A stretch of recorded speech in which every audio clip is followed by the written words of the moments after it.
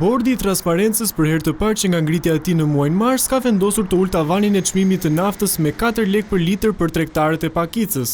Çmimi maksimal është vendosur në 220 lekë për litër nga 224 lekë që ishte deri më tani.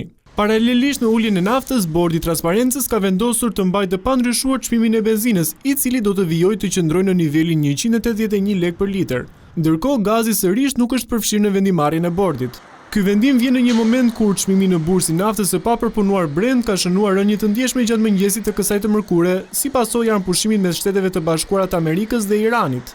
Sipas të dhënave të tregut ndërkombëtar, çmimi i naftës Brent ka shkuar nga $110 për fuqi në $92 ose afro 15% më pak. Megjithatë, në tregun vendas, ulja reflektuar nga bordi është vetëm 2%.